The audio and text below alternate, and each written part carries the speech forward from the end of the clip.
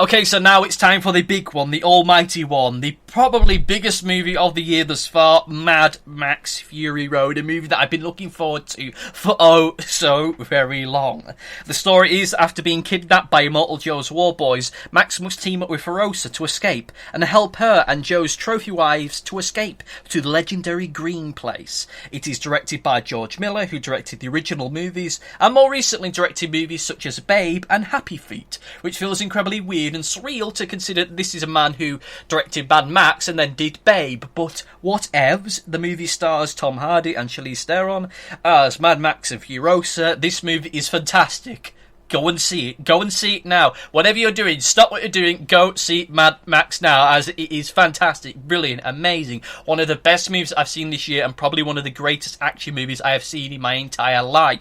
It is a truly brilliant action spectacle. Everything has weight, everything has purpose behind it. The action sequences themselves actually have a reason to exist. They're not just the loud, dumb Michael Bay action sequences that we've seen for the past 15 years or so. Action has a purpose, action has a reason, and it actually has some stake behind it. And all this is aided by the fact that every single action sequence within this movie is aided so very well with some brilliant practical effects. When you see people diving from car to car, we've seen cars crash and explode into one another, those are real cars, those are real people. CGI is used fairly sparingly with this movie, only really used in moments where they couldn't do it in practical effects alone, like the big sandstorm bit. They couldn't do that with practical effects, so they do it in CGI, which is perfectly fine. Otherwise, they use it to augment the practical effects, which is how CGI should be used. It should be used in synergy with practical effects, not overriding it. It has this brilliant, vibrant colour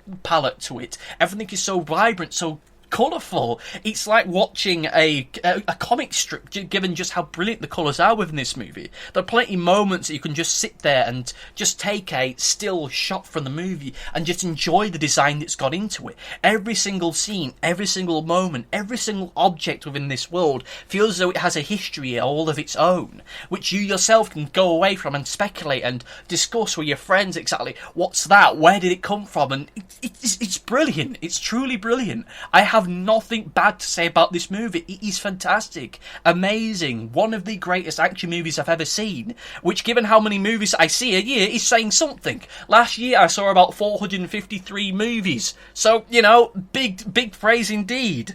I have to address the elephant in the room, however, with this movie, which is that some people are getting very shirty about it, saying that it's feminist propaganda, saying that Mad Max has been sidelined and that this is all political correctness gone mad. That's nonsense. It's simply nonsense. And it's been said by people who don't understand this series and probably have never seen any of the Mad Max movies before. Mad Max, pretty much from the second movie onwards, has always been pretty much a bystander, a witness to this weird, strange world. As all this insanity goes along around him, he's just there trying to survive, to make sense of it all, to try and rebuild his life, even though he's just a soulless husk of a man. And once again, this is the case here, as was the case in Beyond Thunderdome, and as was the case in Road Warrior. This is a fantastic, brilliant movie. I can find no flaws with it whatsoever. Soundtrack is brilliant. Special effects brilliant. Acting brilliant. Everything about it is brilliant. Go see this movie.